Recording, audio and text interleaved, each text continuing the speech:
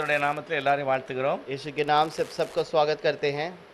இன்னைக்கு தேவன் தன்னுடைய ஜனங்களை எப்படி காப்பாற்றுகிறார் என்பதை நாம் தியானிக்க போகிறோம். प्रभु अपने लोगों को कैसे बचाता है इस बात முதலாவது को ध्यान दें। தேவன் ஒரு மனிதனை தெரிந்து கொள்ளுகிறது தான் பாக்கியம். पहले एक मनुष्य को प्रभु चुन लेता है, वो एक धन्य की बात है। கர்த்தர் இயேசுவானு சொல்லுகிறார், प्रभु यीशु कहता है, நீங்கள் என்னை தெரிந்து கொள்ளவில்லை, तुमने मुझे नहीं चुना, நான் உங்களை தெரிந்து கொண்டேன். मैंने तुम्हें चुना है। இயேசு ஒரு மனுஷனை தெரிந்து கொண்டால் அதுதான் பாக்கியம். और यीशु एक व्यक्ति को चुन लेता है तो वो धन्य की बात है। தேவனால் நியமிக்கப்பட்டவர்கள் அவருடைய நாமத்தை ஆராதிப்பார்கள். और जो प्रभु से चुने हुए लोग हैं वो उसकी नाम की आराधना करते हैं। இயேசுவானவர் சொன்னார், यीशु ने कहा, என் ஆடு என் சத்தத்துக்கு செவி கொடுக்கும். मेरा भेड़ मेरी आवाज को सुनता है। எல்லாரும் அல்ல, सब लोग नहीं, உலகத்துல எல்லாரும் இயேசுவானவருக்கு செவி கொடுக்க மாட்டாங்க. दुनिया के सारे लोग उसकी आवाज को नहीं सुनेंगे। தேவன் யாரை முன் குறித்தாரோ அவர்கள் மட்டும்தான் செவி கொடுப்பார். प्रभु ने जिन्हें चुन लिया है वही उसको सुनेंगे, அது அவருடைய தீர்மானம். और वही उसका निर्णय है। தேவன் தெரிந்து கொண்ட ஒரு மனுஷனை குறித்து நாம் பார்க்க போறோம். परमेश्वर एक व्यक्ति को चुना हुआ है, उसको वो उसके ऊपर ध्यान करेंगे। ஆதியாகமம் 28 அதிகாரம் उत्पत्ति का 28वां अध्याय 11வது வசனத்தை வாசிக்கலாம். 11वां वचन पढ़ेंगे।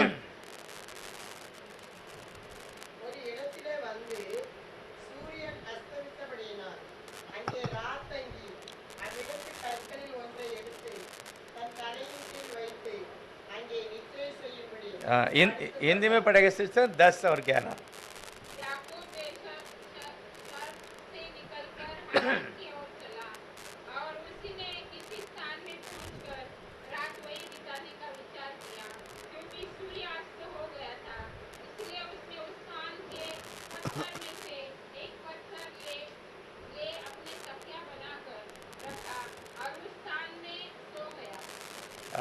नहीं ஒரு ஆளை பற்றி பார்க்கணும். அந்த பெயர், அந்த பெயர் வந்து யாக்கோப். और आज हम जिस व्यक्ति के बारे में देखते हैं उसका नाम है याकूब। யாக்கோப் அப்படி என்றால் பழைய ஏற்பாட்டில் உள்ள ஒரு முக்கியமான மனிதனுடைய மகன்.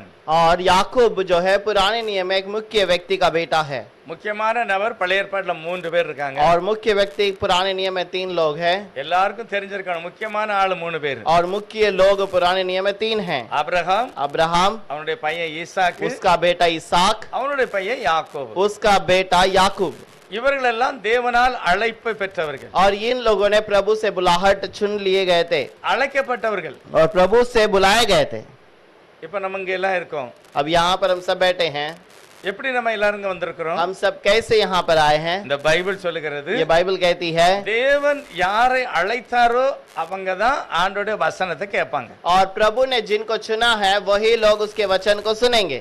பிரதர் சிஸ்டர், உங்களை இயேசு அழைத்திருக்கிறார். भाई बहन, आप लोगों को प्रभु ने चुना है। இது வந்து சத்தியம், और ये सत्य है, இது உண்மை. ये सच्चाई है। தேவன் அழைக்காம யாரும் இயேசுவை குறித்து கேட்க மாட்டாங்க. यदि प्रभु ने नहीं कहा तो कोई उसके बारे में सुनता भी नहीं। வாழ்க்கையில சில கஷ்டம் போராட்டம் இருக்கலாம், और जीवन में कुछ संकट या दुख होता रहेगा, ஆனா நஷ்டம் அடைய முடியாது. लेकिन नष्ट नहीं होगा, நீங்கள் அழிந்து போக மாட்டீர்கள். और आप लोग नाश नहीं होंगे, காரணம் தேவன் உங்களை அழைத்திருக்கிறார். क्योंकि प्रभु ने आपको चुन लिया है। நம்முடைய தேவன் நம்முடைய குழந்தையிலிருந்து கடைசி வரை நம்மளை கவனிக்கிறார். और हमारे बालकपन से प्रभु हमें हमारे अंत तक हमें ध्यान रखता है। நீங்கள் தவறான இடத்துக்கு போனாலும் தேவன் அங்க இருந்து தூக்கி எடுக்கக்கூடியவர். आप गलत रास्ते पे जाएंगे तो भी आपको सही रास्ते पे वो लेकर आता है। அவர் மகிமையான ஞானம் நிறைந்த वो தேவன். महिमा का ज्ञानवान परमेश्वर है, वो सर्वशक्तिमान அவர் है, என்னை காண்கிறவர், और वो मुझे देखता है, என்னை நேசிக்கிறார், और वो मुझसे प्रेम करता है, எனக்கு ஆலோசனை கொடுப்பார், और वो मुझे सलाह देता है, அவர் கண்டிப்பா என்னை பாதுகாப்பார். और जरूर वो मुझे संभालता भी ஆனா அந்த है। யாக்கோபுக்கு இவ்வளவு நிறைய காரியம் தெரியாது. लेकिन याकूब को इतनी सारी बातें नहीं पता था। அவனுடைய அப்பா ஒரு நாள் சொன்னார், उसके पिता ने एक दिन कहा, என் மகனே, உன்னுடைய சகோதரன் உன் மேல கொஞ்சம் கோபமா இருக்கான், हे मेरे भाई बेटे, तेरे भाई लोग तेरे से क्रोध में हैं, அதனால நீ கொஞ்ச நாள் நம்ம அம்மாவுடைய அண்ணன் வீட்டுக்கு போயிட்டு வா. इसीलिए अपनी माँ तेरी माता की भाई के घर पे तो थोड़ा समय के लिए चला जा। அது கொஞ்சம் தூரம் வரும், 70 மைல். और वो करीब 70 मील दूर है। நீ அங்க போய் கொஞ்ச நாளைக்கு ரெஸ்ட் எடுத்துட்டு तो வா. वहां पर जाकर थोड़ा समय जीवन बिताकर वापस आ। யாக்கோபு சந்தோஷமா போனாரா தெரியல, याकूब खुशी से गया कि पता नहीं, எப்படி போனாருன்னு தெரியல. कैसे गया वो भी नहीं ஆனா पता, தாயும் தகப்பனும் ஒரு ஆலோசனை சொல்லிட்டாங்க. लेकिन उसके माता पिता ने एक सलाह उसको दिया था, உன்னுடைய சகோதரன் உன் மேல கோபமா இருக்கிறான், तेरा भाई तेरे पर क्रोध में है, ஆகவே நீ கொஞ்ச நாள் தனியா போய் இரு. ला इसीलिए तू थोड़ा समय दूर होकर रह जा। அப்படியே நடந்து போகிறார், वो अकेले चल के जाता है, ரொம்ப தூரம் போகிறார். बहुत दूर चला ஒரு गया। நாளைக்கு எவ்வளவு தூரம் போக முடியும்? एक दिन के लिए हम कितना लंबा चल सकते हैं, எத்தனை மைல் நடக்க முடியும் இங்க இருந்து? कितना मील हम चल सकते हैं एक दिन के காலையிலே लिए? நம்ம தானால இருந்து கிளம்பி கல்யாணி வர போயிடலாமா? क्या सुबह में हम ताने से निकलकर कल्याण तक पहुंच सकते हैं இல்ல கரிச்சத்தர போயிடலாமா? या करजत तक पहुंच सकते हैं? எப்படியோ போயிட்டாங்க. कैसे तो दूर चला गया। ஆனா அங்க தள்ளி போன பிறகு दूर जाने के बाद களைப்படைந்தார். और बहुत थक गया। கையில ரொட்டி சாப்பாடுலாம் இருந்திருக்கும். उसके हाथ में रोटी खाना सब रखा था, பழைய ஏற்பாட்டு காலத்துல எல்லார்ட்டையும் எண்ணெய் எல்லாம் இருந்திருக்கு, எண்ணெய். और पुराने नियम में सब लोग यात्रा में तेल लेकर गए हैं, புதிய ஏற்பாட்டுல கூட இயேசுநாதர் சொல்லுகிறார், और नए नियम में भी यीशु कहता है, ஒரு மனிதன் எருசலேமுக்கு எரிகோவுக்கு போகிறான். एक मनुष्य एरिहो की ओर जा रहा அவனை है ஒரு கல்லை அடிச்சு ரோட்ல போட்டு போயிட்டான். और उसे चोर डाकुओं ने उसे मारकर रास्ते पे फेंक दिया। ஆனா அந்த வழியே இன்னொரு மனிதன் उस வருகிறான். रास्ते पे और एक व्यक्ति आता அந்த है, மனுஷனை தூக்கி उस व्यक्ति को उठाकर அவனுடைய காயத்துல எண்ணெய் போட்டான் அப்படின்னு பைபிள் उसके எழுதிருக்கு. घाव में उसने तेल लगाया करके लिखा அப்போ है। அந்த காலத்துல எல்லாம் வச்சிருந்திருக்காங்க. इसका मतलब उन दिनों में उन्होंने तेल रखा था। யாக்கோபுட்டையும் எண்ணெய் இருந்தது. याकूब के पास भी तेल அவர் था, போனாரு. वो गया था, சூரியன் மறைந்த உடனே और जैसे ही सूरज डूब गया, அவருடைய டார்ச் லைட்லாம் கிடையாது. उस समय पर टॉर्च लाइट नहीं थी, ஆகவே இருட்டு. इसलिए अंधकार था, அந்த இடத்துல ஒரு கல்லை வச்சு அப்படியே தூங்கிட்டாரு. और वो रास्ते पे एक पत्थर को रखकर सो गया। ஒருவேளை நினைக்கிறான் யாக்கோபு இது யாரு எந்த இடம் தெரியாது அப்படியே படுத்துட்டாரு. अब उसे याकूब को पता नहीं कौन सा स्थान है, वो वैसे ही लेट ஆனா गया। நீங்க பைபிளை பாத்தீங்கன்னா यदि आप बाइबल को देखें, தேவன் நியமித்த இடத்துல தான் அவர் படுத்திருக்கிறார். प्रभु ने जहाँ चुना है वहीं पर वो लेट गया, காரணம் தேவனால் அழைக்கப்பட்டவர்கள், क्योंकि प्रभु से चुने गए हैं, தேவனால் தெரிந்து கொள்ளப்பட்டவர்கள். प्रभु से वो चुने हुए लोग ஆகவே हैं, அவங்க போறது வர்றது எல்லாம் தெய்வத்துக்கு தெரியும். इसीलिए वो आने और जाने के सब बातों को प्रभु जानता அவர் है। படுத்துட்டார். वो सो गया, ஆனா ராத்திரி ஒரு சொப்பனம், लेकिन रात को एक स्वप्न आया। ஒரு பெரிய ஏணி இங்க இருந்து மேல வானத்தை தொடுது. एक बहुत बड़ा सीढ़ी है जो आकाश को छूता है, அந்த தேவதூதர்கள் மேல போறாங்க, மேல இருந்து கீழே और வராங்க. उस सीढ़ी पर से स्वर्गदूत ऊपर चढ़ते हैं और उतरते हैं। இவர் சொப்பனத்துல அப்படி பாக்குறாரு. ये स्वप्न में देख रहा है। ஆனா காலையில எழுந்த உடனே सुबह में उठकर ஒரு பெரிய சந்தோஷம். उसको बहुत खुशी हुई, ஓ நான் படுத்திருக்கிற இந்த இடம் கர்த்தருடைய வீடு. और मैं ये स्थान पे जहाँ सोया था ये तो प्रभु का भवन है, இதுதான் அவருடைய மேல பரலோகத்துக்கு போகிற வழி. और यही रास्ता है जो स्वर्ग की ओर ले जाता है। எவ்வளவு மகிமையான ஒரு இடம். कितना महिमा का स्थान है। அப்படி யாக்கோபு இருதயத்தில் நினைத்தார். वैसा याकूब ने मन में सोचा। இன்னைக்கு நம்ம படுத்துக்கிற உங்க வீட்டை பற்றி என்ன நினைக்கும்? நம்ம आज हम अपने घर के बारे में क्या समझते हैं? சொந்த வீடோ வாடகை வீடோ, भाड़े का घर हो या हमारा खुद का घर हो, நீங்க தேவனால் தெரிந்து கொள்ளப்பட்ட ஜனமா இருந்தா, यदि आप प्रभु से चुने हुए लोग हैं, நீங்கள் படுத்திருக்கிற வீட்டை கர்த்தர் தான் உங்களுக்கு படுப்பதுக்கு கொடுத்திருக்கார். आपके सोने के रहने के लिए जो घर दिया है वो प्रभु ने ही आपको दिया है। கர்த்தருக்கு நன்றி சொல்லணும். प्रभु को धन्यवाद ஆண்டவரே, कीजिए। அந்த இடத்துல எங்களுக்கு நல்ல ஒரு வீடு கொடுத்திருக்கீங்க. प्रभु आपने इस जगह पर अच्छा घर दिया रहने को, வாடகை வீட்டுல இருக்கோம், और भाड़े के घर में है, சொந்தமான ஒரு வீடு தாங்கய்யான்னு கேட்கறது தப்பே கிடையாது. और खुद का खरीदने का एक घर दीजिए करके मांगने का कोई गलती ஆனா नहीं। யாக்கோபு சொந்த வீடு கேட்கல. लेकिन याकूब ने कोई सच्चा रहने के लिए हमेशा घर नहीं காலையில पूछा। எழுந்து ஜெபம் பண்ணாரு. सुबह उठकर वो प्रार्थना ஐயா, करता உமக்கு है, நன்றி. हे प्रभु आपको धन्यवाद, நல்ல இடத்துல நான் படுத்திருக்கேன். मैं तो बहुत अच्छे जगह पर सोया இது था, உங்களுடைய வீடு தான். ये तो आपका घर ही है। ஆகவே நான் இங்க இருந்து புறப்பட்டு போகிறேன். इसलिए मैं यहाँ से अपने मामा के घर जाता हूँ। எனக்கு நல்ல சாப்பாடு வேணும், मुझे अच्छा खाना चाहिए, நல்ல துணி வேணும், अच्छा वस्त्र चाहिए, நான் வாபஸ் எங்க அப்பா வீட்டுக்கு வரணும். वापस मैं पिता के घर पर लौट कर आना எனக்கு चाहिए। என்னது கிடைச்சாலும் சரி, मुझे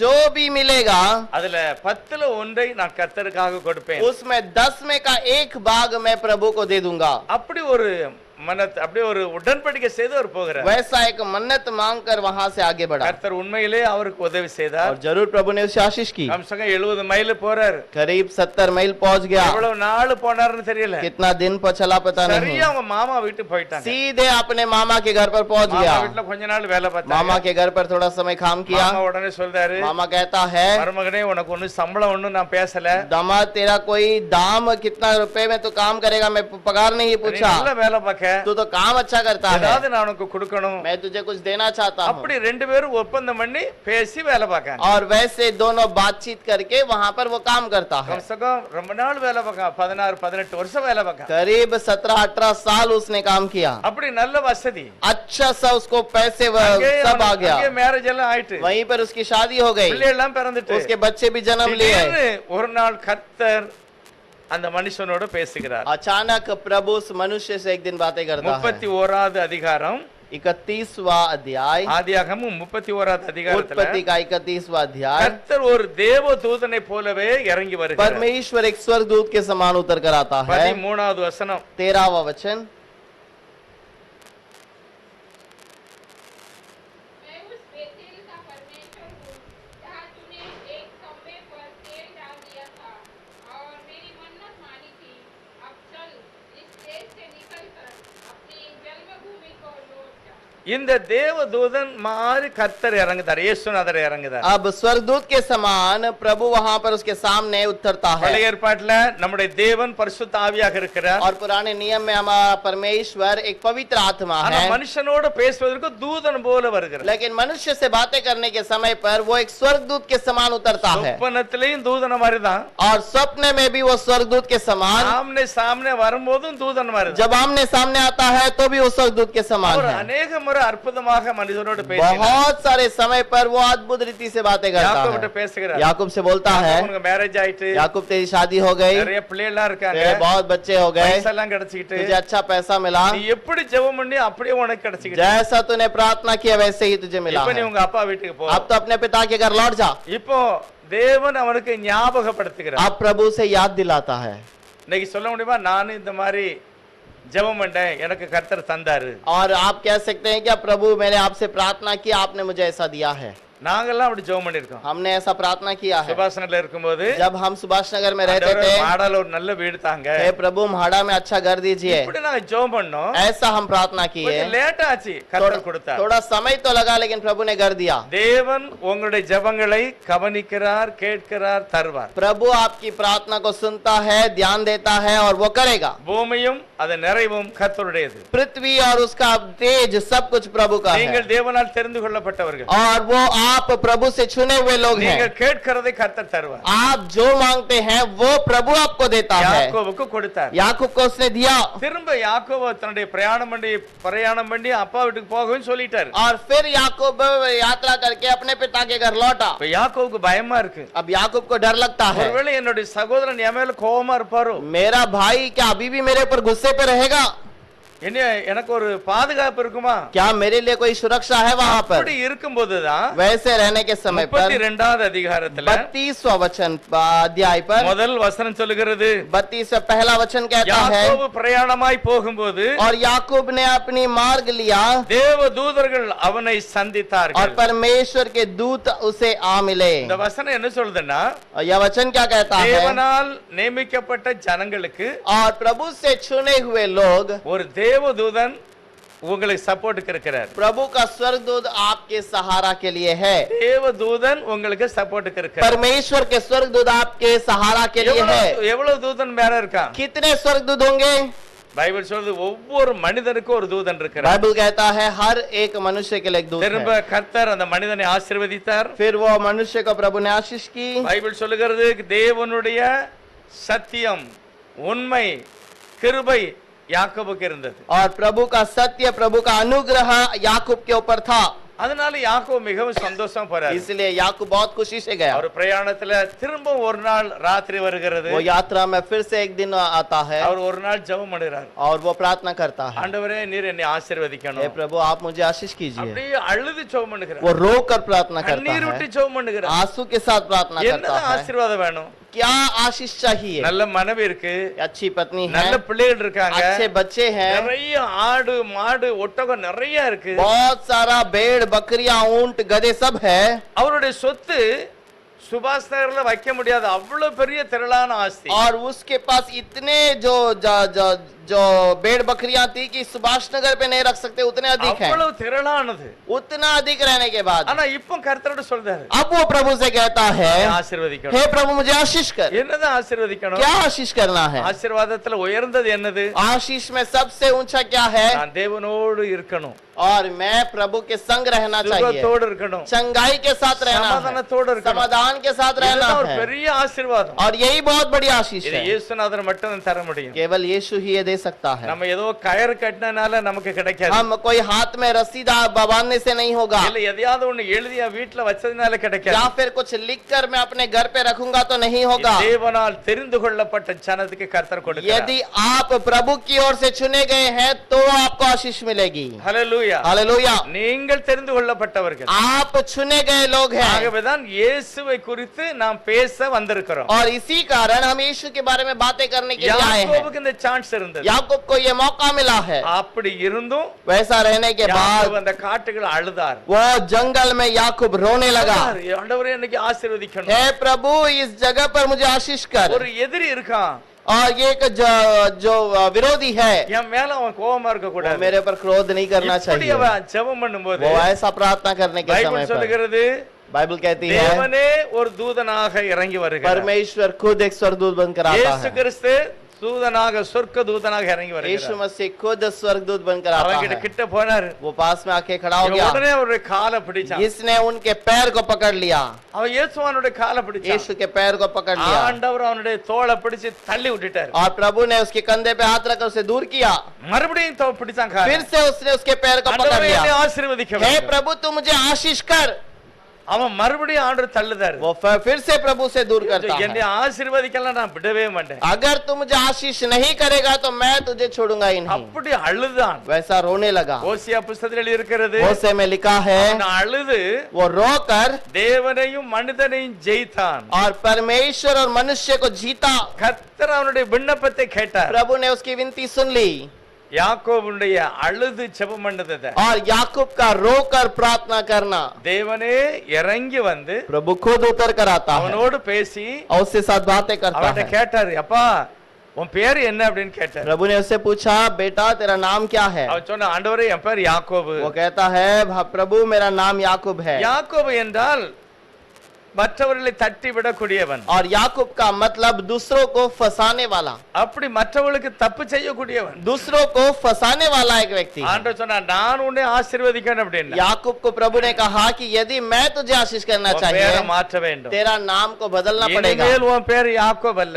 अब से तेरा नाम याकूब नहीं, உன் பேர் இஸ்ரவேல். तेरा नाम इज़राइल। இஸ்ரவேல் என்றால் ஆசீர்வதிக்கப்பட்டவன். इज़राइल का मतलब आशीषित किया हुआ, அவங்க தான் இந்த உலகத்திலே எல்லாத்துலயும் டாப்ல இருப்பாங்க. और वही लोग दुनिया में ऊंचे स्थान पे रहेंगे। யாக்கோபை தேவன் இஸ்ரவேலாக மாற்றினார். याकूब को प्रभु ने इज़राइल बना दिया। அவன் போகிற இடமெல்லாம் அவனுக்கு ஆசீர்வாதம் वो இருந்தது. जहां पर भी जा रहा था वहां पर उसे आशीष मिली। பைபிள் சொல்லுது, இஸ்ரவேலுக்கு விரோதமான மந்திரமும் கிடையாது, குறி சொல்லுதல் बाइबल கிடையாது. कहता है इज़राइल के विरोध में कोई जादू नहीं, कोई टोना नहीं, காரணம் அவன் இஸ்ரவேல். क्योंकि वो खुद इज़राइल है। இயேசுவானவர் சொல்லுகிறார், यीशु कहता है, இயேசுவை ஏற்றுக்கொண்டவர்கள் எத்தனை பேர்களோ यीशु को स्वीकारने वाले जितने भी हैं அவர்களும் இஸ்ரவேலரே. वो भी इज़राइली बन गए। அதனால உங்களை யாரும் கெடுக்க முடியாது. इसीलिए आपके परिवार को भी कोई बिगाड़ नहीं सकता, சாத்தான் வர முடியாது. शैतान नहीं आ सकता। தேவன் உங்க கூட இருப்பார். प्रभु आपके संग में रहता பைபிள் है। அப்படிதான் சொல்லுகிறது. बाइबल में ऐसे ही लिखा है, தேவனால் தெரிந்து கொள்ளப்பட்டவர்கள், प्रभु से चुने हुए, அழைக்கப்பட்டவர்கள், बुलाए हुए, அவங்க உறுதியா இருப்பாங்க. वो स्थिर खड़े रहेंगे, அவங்க ஜெபம் பண்ணுவாங்க. वो प्रार्थना करेंगे। பிரச்சனை வரும்போது ஜெபம் जब பண்ணுவாங்க. समस्या आती है तो प्रार्थना करेंगे। யாக்கோபு அப்படிதான் ஜெபம் பண்ணார். याकूब ने ऐसे ही प्रार्थना இந்த की। தேவதூதனை போல கர்த்தர் இறங்கி इस स्वर्गदूत के समान प्रभु उतर அவனை कर இறங்கி ஆசீர்வதித்தார். उस जगह को आशीष किया। இப்போ இந்த ஆண்டவர் अब ये जो प्रभु புதிய है ஏற்பாட்டில மனிதனாக வருகிறார். नए नियम में एक मनुष्य के रूप में जन्म लिया। அவர் நிறைய இடங்கள்ல பிரசங்கம் பண்ணினார். बहुत अलग अलग जगहों पर उसने प्रचार किया। இயேசு எதுக்கு வந்தார்? यीशु किस लिए आया? என்னுடைய பாவத்தை மன்னிப்பதற்கு, मेरे पाप को क्षमा करने के लिए, என்னை பரிசுத்தமானாய் மாற்றுவதற்கு.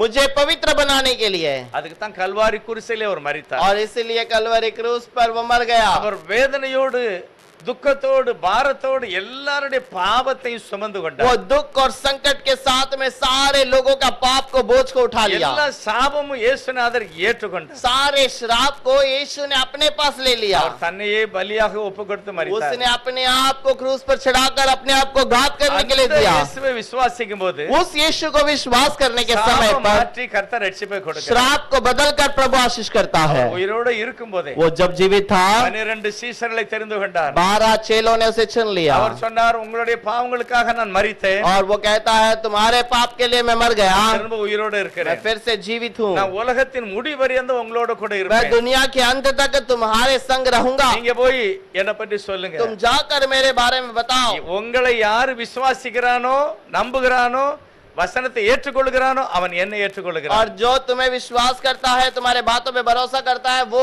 मुझे भरोसा करता है, அவர்களை நான் ஆசீர்வதிப்பேன். उन्हें भी मैं आशीष करूंगा। அப்படிப்பட்டவங்க தான் அப்போஸ்தலர்கள். वैसे लोग ही हैं प्रेरित, அந்த அப்போஸ்தலர்கள் எல்லாரும் ஆண்டவரை பற்றி போதித்தார்கள். और उन प्रेरितों ने प्रभु के बारे में बताया। ஆனா சாத்தான் எப்பொழுதுமே இவர்களுக்கு விரோதமாக இருந்தார். लेकिन शैतान हमेशा इन्हीं के विरोध में है। அப்போஸ்தலர் விசேஷமான மனிதன் பவுல், और- பேதுரு, பவுல். चेलों में मुख्य व्यक्ति है पतरस और पौल। இவருடைய வாழ்க்கையில் பெரிய அற்புதம்லாம் நடந்தது. इनके जीवन में बड़े बड़े अद्भुत काम किए हैं। அப்போஸ்தலர் 9வது அதிகாரத்துல प्रेरितों का 9वां अध्याय, ஒரு நல்ல ஸ்திரீ இருந்திருக்காங்க. एक अच्छी सी एक बहन है, அவள் தேவனுடைய வசனத்தை ஏற்றுக்கொண்டவள். और वो प्रभु के बातों को स्वीकारने वाली, அவளால முடிந்த உதவியை மற்றவங்களுக்கு செய்திருக்காள். और वो जितना वो मदद कर सकती थी उतना मदद उसने दूसरों को நிறைய किया है, பேருக்கு ஹெல்ப் பண்ணி இருக்கிறார். दूसरों को मदद की है, Dress எல்லாம் பண்ணி கொடுத்திருக்கிறார். और बहुत सारा वस्त्र बनाकर दी அவள் है। நல்ல டெய்லர் மாதிரி. वो एक टेलर के समान ஆனா है। ஒரு நாள் அந்த சகோதரி செத்து போயிட்டா. एक बार वो स्त्री मर गई, அவங்க கிட்ட நிறைய ஏழைகள்லாம் வந்தாங்க. और उसके पास बहुत गरीब लोग आए थे। பைபிள் சொல்லுது 9வது அதிகாரத்துல 9वें अध्याय में 36வது வசனத்துல 36वें वचन पर, யோப்பா பட்டணத்திலே கிரேக்க பாஷையிலே தொற்காள் என்று அர்த்தம் கொள்ளும் தபித்தாள் என்கிற ஒரு நல்ல சீசி, ஒரு பெண்.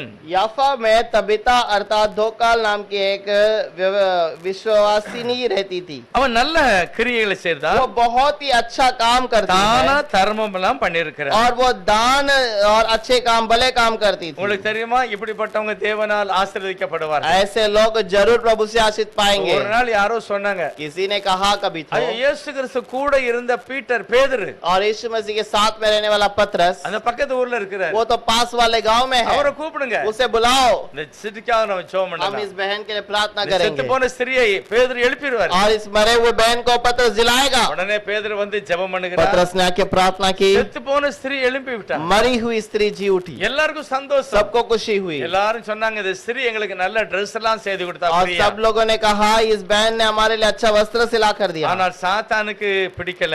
और लेकिन शैतान को वो पसंद नहीं आया। இயேசுநாதருடைய வசனம் நிறைய பேருக்கு பிடிக்காது. यीशु मसीह का वचन बहुतों को पसंद नहीं आएगा। இயேசுநாதர் நல்ல வழிகளை கற்றுக் கொடுத்தார். यीशु मसीह अच्छे रास्ते को सिखाता है, பரிசுத்தத்தை சொல்லிக் கொடுத்தார். पवित्रता को सिखाता है, நீதி நியாயத்தை கற்றுக் கொடுத்தார். धार्मिकता की बातों को, भलाई की बातों को தாய் सिखाता தகப்பனை है, நேசிக்கணும் சொல்லிக் கொடுத்தார். माता पिता से प्रेम रखना है करके सिखाता है, யாருக்கு பயப்படணுமோ அவனுக்கு பயப்பட और வேண்டும். जिसका भय मानना चाहिए उसका भय मानने को सिखाया, யாருக்கு கீழ்ப்படியணுமோ அவனுக்கு और கீழ்ப்படியணும். जिसकी आज्ञा को पालन करना है उसको पालन करना है करके बताया। ராஜாவுக்கு கொடுக்க வேண்டிய கனத்தை ராஜாவுக்கு கொடுக்கணும். राजा को जो आदर देना है वो आदर राजा को देना ही है करके बताया, ராஜாவுக்கு கொடுக்க வேண்டிய கவர்மெண்ட்டுக்கு கொடுக்க வேண்டிய பணத்தை நீ கொடுக்கணும். और गवर्नमेंट को देने वाले पैसे को तुम्हें गवर्नमेंट को देना है करके बताया இதெல்லாம் है। இயேசு போதித்தார். ये सारी बातों को यीशु ने सिखाया, இதை விசுவாசித்தவர்கள் தான் சீஷர்கள். और इसको विश्वास करने वाले ही चेले हैं, அதுல முக்கியமான ஆளு பேதுரு. और इस पे मुख्य व्यक्ति है पतरस। ஆனா சாத்தானுக்கு இது பிடிக்காது. लेकिन शैतान को ये पसंद नहीं நீதி आया, நேர்மை சொன்னா பிடிக்காது. और धार्मिकता के सही बातों को बताया तो पसंद नहीं आया। நிறைய பேர் போய் ராஜாட்ட சொன்னாங்க, बहुत सारे लोगों ने राजा से पूछा, இந்த பேதுரு தப்பு தப்பா பிரசங்கம் ये பண்ணுகிறார், पतरस गलत गलत प्रचार करता है, இவனை விடக்கூடாது. इसे नहीं छोड़ना है, உடனே ஜெயில பிடிச்சு इसको வச்சிட்டாங்க. पकड़कर बंदी गृह में डाल दिया। அப்போஸ்தலர் 12வது அதிகாரம் प्रेरितों का 12वां अध्याय, அவனை பிடித்து ஜெயிலே அடைத்தார்கள். उसको बंद करके बंदी गृह में डाल दिया அவனை गया, சிறைச்சாலையிலே கட்டி வைத்தார்கள். और उसको जंजीर डालकर बांध के रखा गया। ராஜா நினைச்சான், பேதுருவை இயேசுவானவரை கொலை செய்த மாதிரி இவனை கொண்டு போட और வேண்டும். जैसे यीशु मसीह को मार डाला दिया गया वैसे इसे भी मार डालना है। பேதுரு என்ன நினைச்சாரு? पतरस ने क्या सोचा? நான் உயிரோடு இருந்தால் இயேசுவானவரை பற்றி சொல்லுவேன், और मैं जीवित रहूंगा तो यीशु के बारे में बताऊंगा, நிறைய பேருக்கு நல்ல செய்தி கொடுப்பேன், बहुत सारे लोगों को अच्छा संदेश दूंगा ஜெபம் பண்ண சொல்லி கொடுப்பேன், और अच्छा सिखाऊंगा, ஞானம் புத்திய சொல்லி கொடுப்பேன். ज्ञान और बुद्धि की बातें सिखाऊंगा। இதைத்தான் பேதுரு செய்துகிட்டு இருக்கிறார். यही काम तो पतरस कर रहा ஒருவேளை था। இந்த ராஜா கொண்டு போட்டாம்னா शायद राजा मार நான் बिडालता, பரலோகத்துக்கு போயிருவேன். मैं स्वर्ग चला जाऊंगा। அதனால நிம்மதியோட ஜெயில் உள்ள படுத்துட்டார். इसीलिए जेल में शांति से वो सो गया। ஆனால் கர்த்தர் இந்த பேதுரு மூலமா நிறைய ஊழியத்தை வச்சிருக்கிறார். और पतरस के द्वारा प्रभु ने बहुत सेवकाई रखी है, ஆனா ராஜா அவனை அழிக்க பார்க்க, लेकिन राजा उसे मार डालने को सोचता है। தேவன் நினைக்கிறாரு இந்த பேதுருவை நான் விடுதலை செய்ய வேண்டும். और प्रभु सोचता है कि इस पतरस को जेल से मैं बाहर ले आऊंगा। சாத்தான் நினைக்கிறான் இந்த பேதுருவை கொண்டு போட வேண்டும். और शैतान सोचता है कि इस जेल के अंदर ही पतरस को मार डालना। தேவன் பயங்கரமானவர், பரிசுத்தமானவர். परमेश्वर भयंकर है और पवित्र அவர் है। தன்னுடைய தூதனை और அனுப்புகிறார். उसने अपने स्वर्गदूत को भेजा நேர அந்த தேவதூதன் அந்த ஜெயில் உள்ள வந்துட்டான். और वो स्वर्गदूत जेल के अंदर आ गया அவன் கதவை திறந்தெல்லாம் வரல, और वो दरवाजे को खोल कर नहीं आया திறக்காமலே உள்ள வருகிறான். और बिना खोले ही वो अंदर तक आ गया, அவருடைய சரீரம் மகிமையானது. क्योंकि उसका शरीर महिमा का है। அவங்க அப்படியே அந்த சைடு போயிருவாங்க, वो ऐसे ही दूसरी तरफ चले जाएंगे, எப்படியும் நடப்பாங்க. कहीं भी किसी भी रास्ते पे जाएंगे। அப்படிப்பட்ட வல்லமை உள்ளவர்கள் தான் தேவதூதர்கள். और वैसे सामर्थ वाले ही स्वर्गदूत हैं। தேவனுடைய மகிமையான சரீரமா வைத்திருக்கிறார். परमेश्वर उनको एक महिमा का शरीर दिया அவர்களுக்கு है, சாவு கிடையாது. उनका कोई मरण नहीं।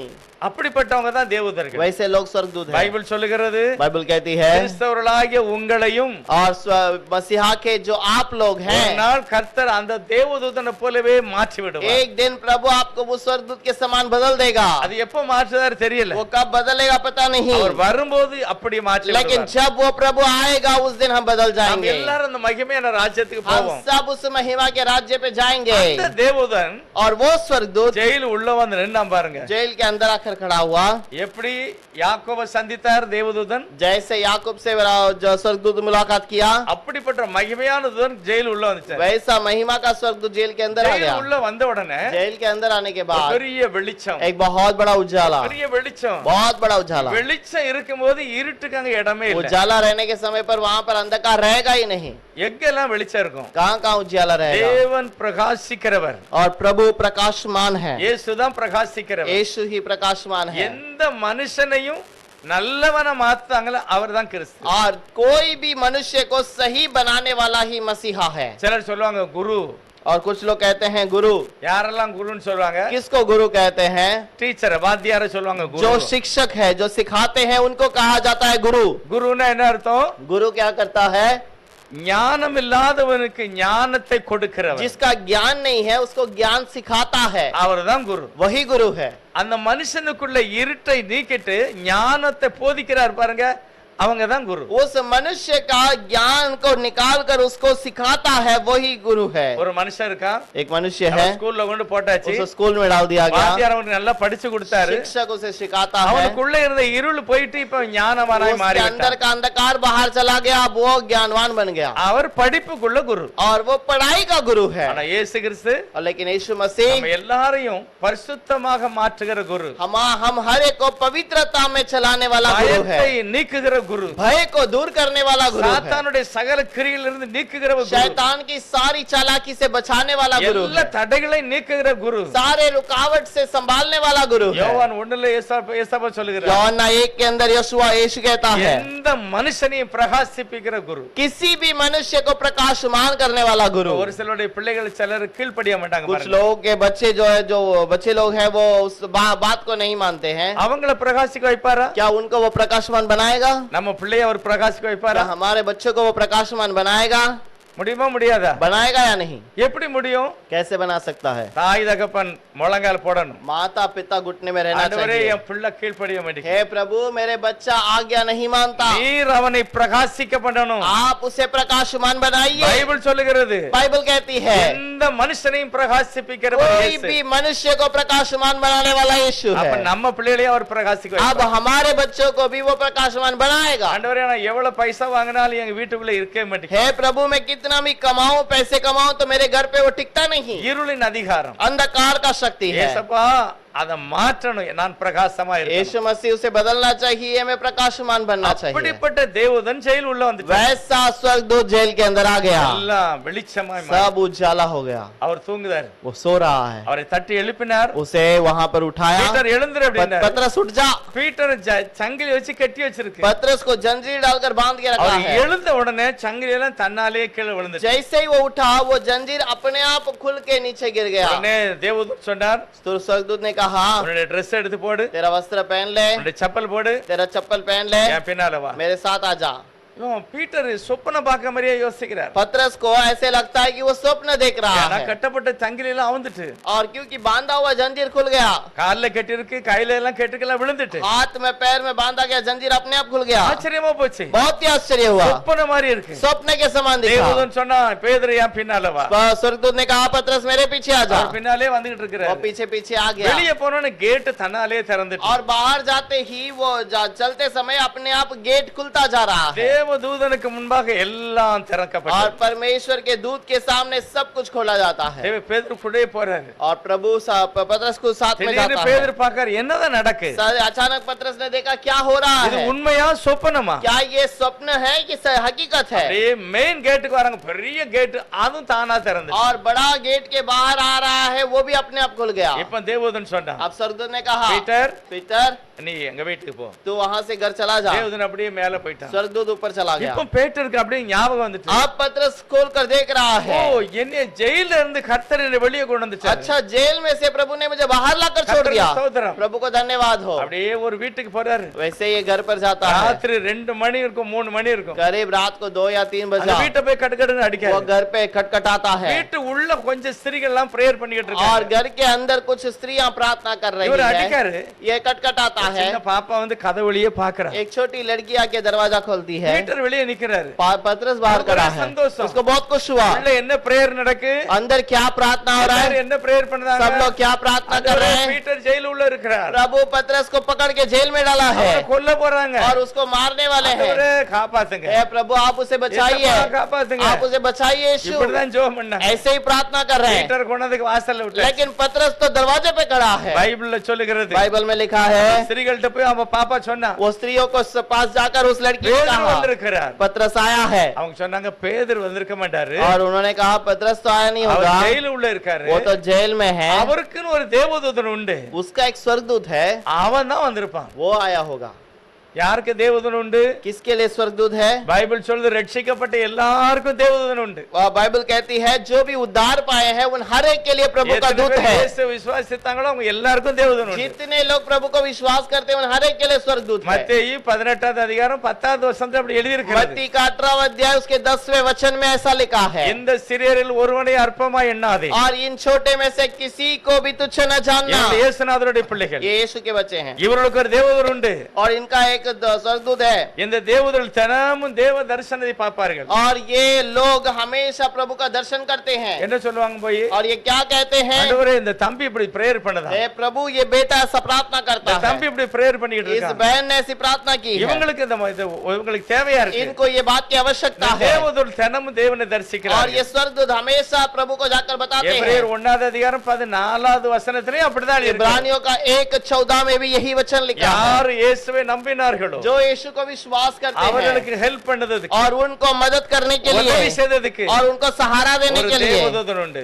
और एक स्वर्गदूत है। உங்களுக்கு விசுவாசம் இருக்கா? உங்களுக்கு ஒரு தேவதூதன் இருக்கு. आपको विश्वास है कि आपके लिए भी एक स्वर्गदूत है, உங்களுக்கு பின்னால ஒரு தேவதூதன் இருக்கு. आपके पीछे एक स्वर्गदूत है। உங்களை யாரும் அசைக்க முடியாது. आपको कोई डगमगा नहीं सकता, சாத்தான் உங்களை மேற்கொள்ள முடியாது. शैतान आपको जीत नहीं सकता। பைபிள் சொல்லுகிறது, बाइबल कहती है இயேசுவை ஏற்றுக்கொண்டவர்களை விடுதலையாக்க ஒரு தேவதூதன் இருக்கிறார். यीशु को उद्धार पाए हुए लोगों के लिए एक स्वर्गदूत है। அப்படி தேவதூதன் தான் இவனை வெளியே கொண்டாந்து விட்டு போனார். वैसा स्वर्गदूत ही उसे बाहर लाकर छोड़ के चला गया। கத்திக்கிட்டே இருந்தார் अब ये பேதுரு. दरवाजा खटखटा रहा है, உள்ள பிரேயர் பண்ணாங்களா, வெளியே வந்து பார்த்தாங்க. और प्रार्थना करने वालों ने बाहर आके ஓ, देखा। பேதுரு எப்படி வந்தீங்க? पतरस आप कैसे बाहर அவர் आए? சொன்னார், நான் உள்ளே ஜெயில் உள்ள இருந்தேன். उसने कहा मैं तो जेल में था, எல்லாம் கட்டி வச்சிருந்தாங்க. सब बांध के रखा था। தேவதூதன் உள்ள வந்தாரு. एक स्वर्गदूत आया, கட்டெல்லாம் அவுந்து मेरा போச்சு. बंधन अपने आप खुल गया। என்னை வெளியே வான்னு சொன்னாரு. और मुझे कहा कि बाहर चल के நான் आ। வெளியே வந்தேன். मैं चल रहा था, கதவெல்லாம் தானா திறந்து. दरवाजा अपने आप खुलने लगा। இப்ப நான் வந்துட்டேன். मैं अब तुम्हारे सामने खड़ा இப்ப இந்த हूँ। ஊர்ல இருந்து வேற ஊருக்கு अब போறேன். मैं इस नगर से बाहर जा रहा हूँ பிரேயர் பண்ணுங்க. और तुम प्रार्थना करते அப்படியே அவர் रहो। இன்னொரு ஊருக்கு கடந்து ऐसे போயிட்டார். दूसरे गांव में चला गया காலையிலே ராஜா தன்னுடைய சிப்பாய்களை அனுப்புகிறார். और सुबह सिपाही को राजा भेजता है। எல்லா கேட்டும் அடைச்சிருக்கிறது. सारा गेट बंद है, பேதுருவையோ காணவில்லை. लेकिन पतरस अंदर है ही नहीं। எல்லாருக்கும் பயங்கர இது ஆச்சரியம். सबको बहुत आश्चर्य हुआ, என்ன நடந்தது? ये क्या बात हुई है। தேவனுடைய ஜனத்துக்கு மட்டும் தெரியும், தேவன் பேதுருவை வெளியே கொண்டு போய்விட்டார். केवल प्रभु को और पतरस को पता है कि प्रभु उसे बाहर ले வேற गया, யாருக்குமே और தெரியாது. किसी को नहीं पता। இன்றைக்கு அந்த பாதுகாப்பு நம்ம எல்லாருக்கும் இருக்கிறது. आज वही सुरक्षा हम हर एक के लिए है। உலகத்துல என்ன வியாதி இருந்தாலும் दुनिया में कोई भी बीमारी தேவன் क्यों ना தன்னுடைய हो, ஜனங்களை காப்பாற்றுவார். प्रभु अपने लोगों को बचाता है। ஆண்டவர் நிச்சயமா காப்பாற்றுவார். प्रभु जरूर बचाता है। தேவனுடைய வாக்குத்தத்தம் அப்படிதான் இருக்கிறது. प्रभु का वाग्दान ऐसे ही है। முழங்கால் படியிட்டு ஜெபம் பண்ணணும். घुटने में आके प्रार्थना करें, ஆண்டவரே, எனக்கு வேண்டிய ஆசீர்வாதத்தை எனக்கு हे தாருங்க. प्रभु मुझे जो आशीष चाहिए वो दीजिए। நீதிமொழிகள் 30வது அதிகாரத்துல அப்படிதான் ஒரு மனுஷன் ஜெபம் பண்ணுகிறான். नीति वचन के अंदर एक व्यक्ति ऐसे ही प्रार्थना करता ஆண்டவரே, है, நான் பொய் சொல்லக்கூடாது. हे प्रभु मैं जो झूठ नहीं बोलना चाहिए, யாரையும் நான் பசாய் मैं பண்ணிடக்கூடாது. किसी को फंसाना भी नहीं चाहिए। ஞானம் தாருங்க मुझे சப்பா. ज्ञान दीजिएगा, எனக்கு கொஞ்சம் தினமும் உள்ள ரொட்டி அன்னன்று உள்ள அப்பத்தை எனக்கு हर தாருங்க. दिन का रोटी मुझे दीजिए। எனக்கு ரொம்ப பைசா ஒண்ணு வேண்டாம். मुझे ज्यादा पैसा नहीं चाहिए, நான் கடனே வாங்க கூடாது. मैं दूसरों से उधार नहीं लेना நான் சோரி चाहिए, பண்ண கூடாது. मैं चोरी नहीं करना நேரே चाहिए, எனக்கு சாப்பாடு தரணும். आप ही मुझे भोजन दीजिए। இப்படிப்பட்ட ஜெபத்தை செய்கிற தேவனுடைய ஜனங்களை और ऐसे प्रार्थना करने वाले इस प्रभु के बच्चों கர்த்தர் को விடுதலையாக்கி பாதுகாக்கிறார். प्रभु छुटकारा देकर संभालता யாக்கோபை है। அப்படி பாதுகாத்தார். याकूब को ऐसे संभाला, யாரை காட்டிலும் உயர்ந்த இடத்துல வச்சார். सारे लोगों से बढ़कर ऊंचे स्थान पे रखा। அந்த ஆசீர்வாதத்தை கர்த்தர் உங்களுக்கு தர முடியுமா முடியாதா? और वो आशीष क्या आपको दे सकता है कि नहीं, முடியுமா முடியாதா? दे सकता है कि नहीं। யாக்கோபு பாதுகாத்த முடியும் மாதிரி உங்களுக்கு பார்க்க முடியுமா? जैसा याकूब को संभाला क्या वैसे आपको भी संभाल सकता है। யாருக்கெல்லாம் முடியா விசுவாசம் இருக்கு? कितने लोगों को विश्वास है, யாக்கோபை பாதுகாத்தவர் உங்களை பாதுகாத்தார். जैसे याकूब को संभाला वही प्रभु मुझे भी संभालेगा। அதே நம்பிக்கை நமக்கு இருந்தா वही भरोसा यदि मुझे है। யாக்கோபு என்ன செய்தாரு? याकूब ने क्या किया, இந்த இடத்துல போய் படுத்தாரு, அப்படியே ஜெபம் பண்ணாரு. जिस स्थान पर सो गया वहां पर वैसे ஆண்டவரே, ही நான் प्रार्थना புறப்பட்டு की, போகிறேன். प्रभु मैं यहाँ से यात्रा करता எனக்கு हूँ, சாப்பாட்டுல குறை வைக்க கூடாது. मुझे खाने में कमी नहीं ड्रेस में चाहिए, कुறை வைக்க கூடாது. मुझे वस्त्र में कमी नहीं चाहिए, நான் எங்க அப்பா வீட்டுக்கு வரணும். मैं पिता के घर पर वापस அப்படிதான் ஒரு लौटना ஜெபம் है। பண்ணாரு.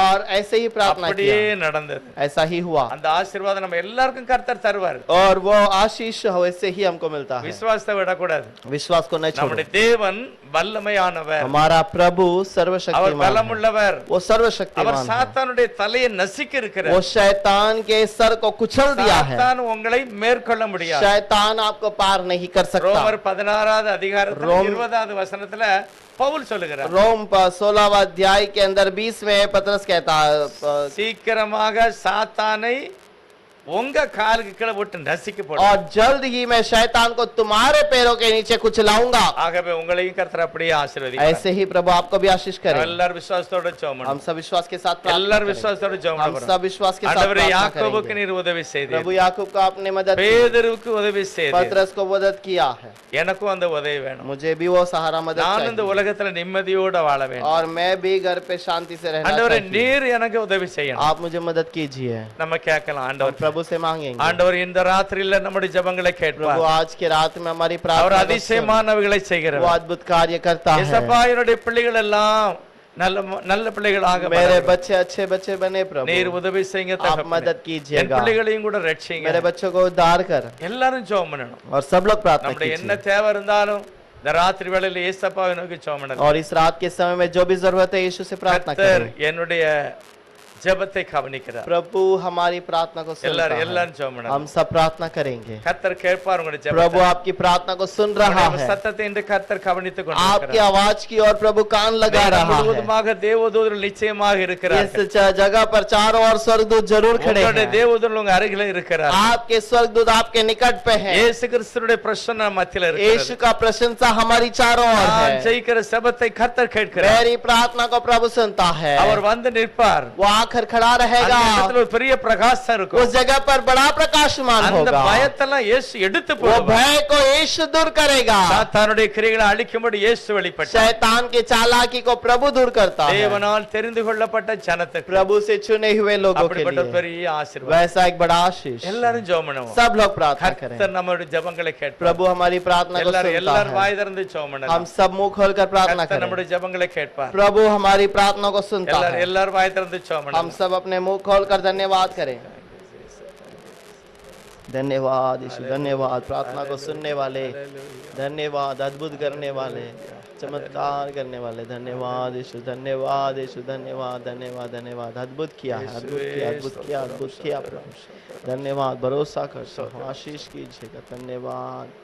நம்ம எல்லாரும் செய்கிற ஜெபத்துக்காக கர்த்தர் சொல்லுவோம், ஆண்டவரே என் ஜெபத்தை கேட்டதுக்காக நன்றி என்றால் சொல்லுவோம். हम सब कहेंगे प्रभु तूने मेरी प्रार्थना को सुना है इसलिए आपको धन्यवाद। எல்லாரும் சொல்லுவோம், हम सब कहेंगे இயேசப்பா என் ஜெபத்தை கேட்டு என்னை ஆசீர்வதிப்பதற்காக நன்றி. प्रभु आप मेरी प्रार्थना को सुनकर मुझे आशीष करेंगे, என்னுடைய ஜெபத்தை கேட்டு என்னை ஆசீர்வதிப்பதற்காக நன்றி. मेरे प्रार्थना को सुनकर मुझे आशीष करेंगे इसलिए என் धन्यवाद। சத்தத்தை கேட்டு அப்படியே எனக்கு ஆசீர்வதிக்க போகிறீரே நன்றி சொல்லுங்க. और हमारी आवाज को सुनकर हमें ऐसे आशीष करने के लिए धन्यवाद கர்த்தர் कहते हैं। நிச்சயமாய் நம்மளை காப்பாற்றுவார். प्रभु जरूर हमें संभालेगा। எல்லாரும் ஜெபம் பண்ணுவோம், ஆமோஸ் ஜெபம் பண்ணுவோம். हम सब प्रार्थना करेंगे, यीशु धन्यवाद कहते हैं प्रभु। इस शाम के समय में तेरे चरणों में प्रभु तेरे वचन को सुना है प्रभु।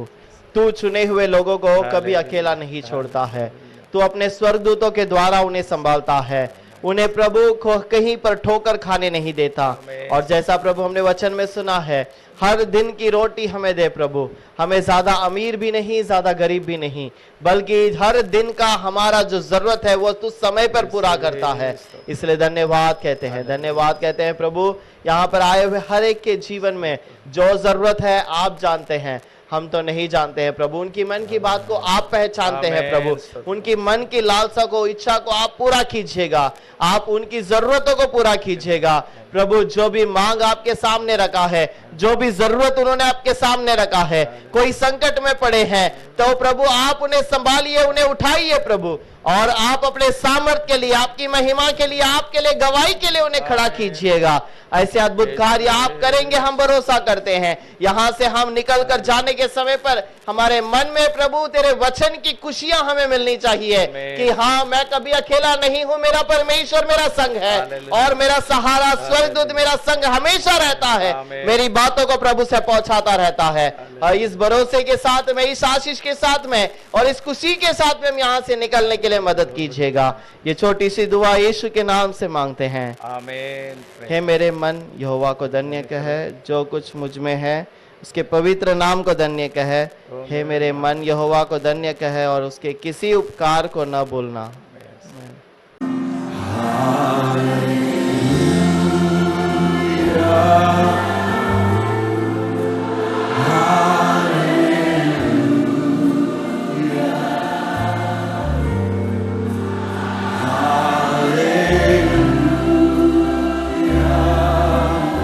Thank you, Jesus. Hallelujah.